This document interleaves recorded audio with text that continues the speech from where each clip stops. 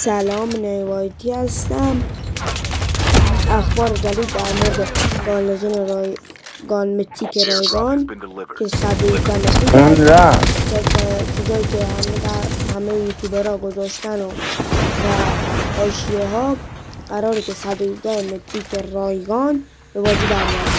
حدودا 1 سال پیش بود که انفور رایگان رو داد که نصف بیشترتون گرفتین، 99% گرفتین، 1% هم که نگرفتن یا تازه بازی کال آف کلنس کردن یا موقع پلی نمیدن که من خودم گرفتم. واقعا گال خوبیه، بیلگت از انفورای لژند دیگه یه خورده خوب، فقط یه خورده خزه یا نه گال خوبیه.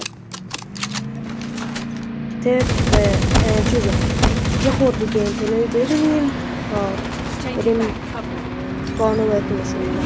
یه دونه نایف هم قراره بیاد، یه نفر انداختم لژند قراره بچه 2 نفر بالا هم شما جواب کل افکت قشنگی داره واقعا. پوشی موتور تا حالا کسی انداختی؟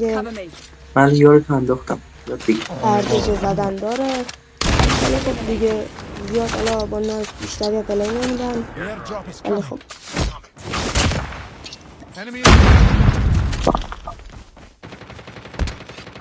بچه فردا آموزش گرفتن گان لژند رایگان که گانش کلاس درست، کلاس رایگان آتیشیه که بابا متیک منو کی برداشت دوباره؟ سفید میده که فردا حتما براتون میذارم.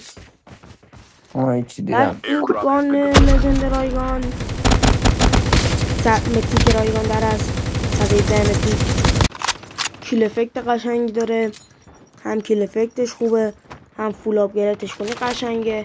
این دونه چیز اومده بیرون یه ویدیو ازش، بعد کیلم بگیری تو نشون میده که چه شکلیه. الان بهتون میدم که واقعا قشنگه. لول آپ کنی هم که هنوز نیومده ولی خب قشنگی واقعا. رایگان باشه دیگه خوبه دیگه، از کالا فرق کنه هر چیزی بگیری خوبه. تا الان کالا فیفتی الان شما با خودتون بعضیتون سوال میشه که مگه کالا لژند رایگان میداد؟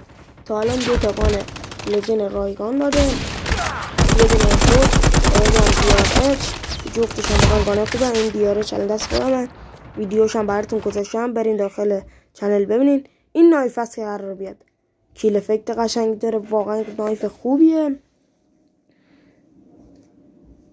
ارزش زدن داره. اینم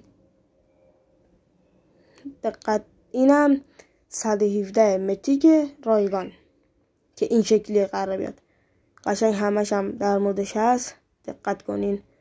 خط تیر قشنگی داره ولی خب ایمش و کیل افکتش اینا همینه، ولی خب دقت کنین انگاری سایده عادیه، قراره خود تغییر داشته باشه. ممنونم که تا آخر ویدیو میبینین.